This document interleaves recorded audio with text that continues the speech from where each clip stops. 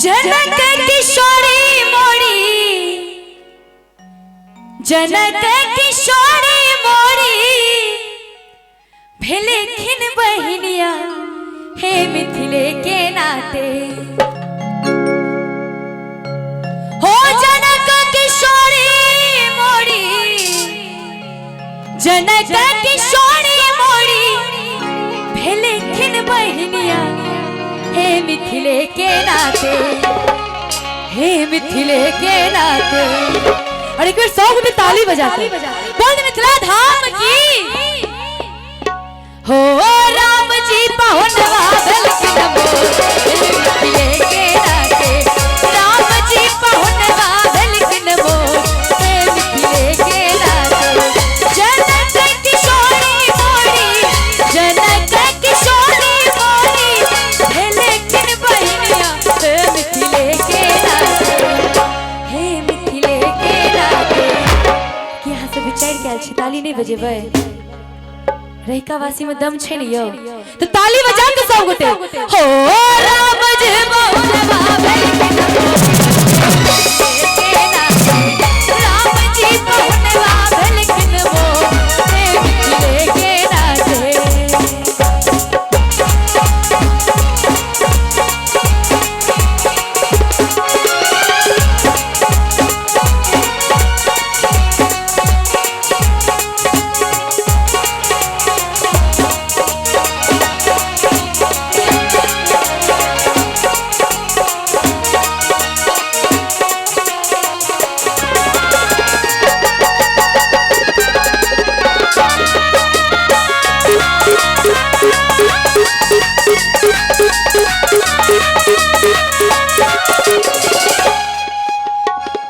सिया सुकुमारी छथिन प्राण हो प्यारी हे मिथिले के नाते।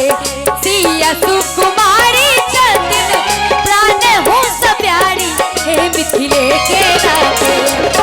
सिया सुकुमारी छथिन प्राण हो प्यारी हे मिथिले के नाते, हे मिथिले के नाते।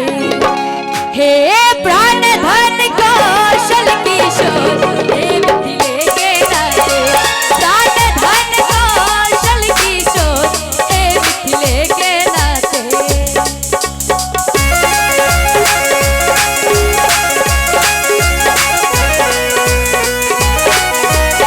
ताली बजा के सब गोटे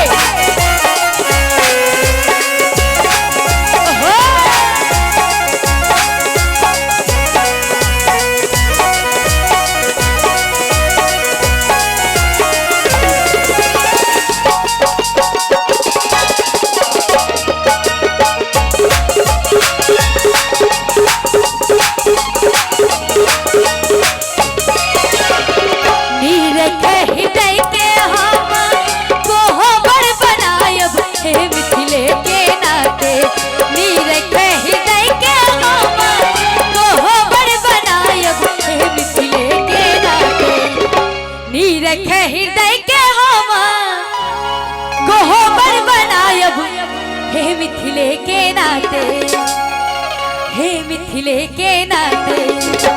हे दुल्हा दुल्हन चित चोर हे मिथिले के नाते, दुल्हा दुल्हन चित चोर हे मिथिले के नाते।